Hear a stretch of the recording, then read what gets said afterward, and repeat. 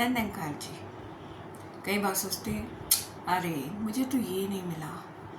मेरे घर में तो भैया एसी भी नहीं है, मेरे घर में तो पंखे भी कम हैं।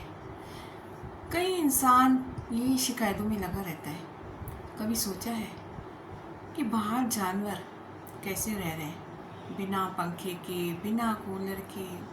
शुक्र मनाओ इस परमात्मा का कि अगर एक पंखा है तो भी खुश हो जाओ, क्योंकि हवा तो मिल ही रही है ना।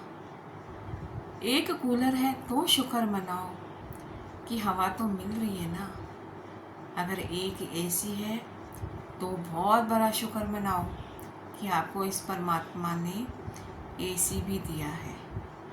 तो इस गर्मी में इस परमात्मा का शुक्रिया अदा करो कि इस गर्मी में होने के बाद भी अगर हम स्वस्थ हैं, धूप से बचे हुए हैं, तो इसका शुक्र मना परमात्मा कि तूने घर दिया जो मैं मन से रह रही हूँ।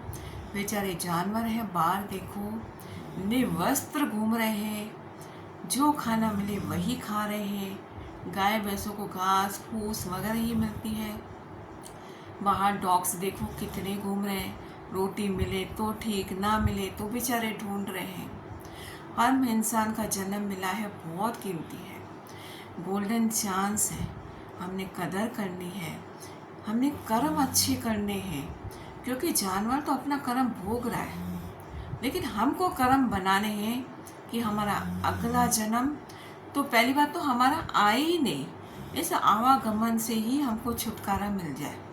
अगर आता भी है तो सच्चे पातशाह तेरे चरणों से लगाए रखना, तेरी भक्ति से लगाए रखना।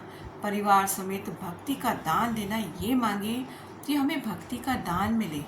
और जिस परिवारों में भक्ति का दान है वहाँ घर भी मंदिर बन जाता है। तो हमेशा सबसे पहले भक्ति का दान मांगे जी। धन निरंकार जी।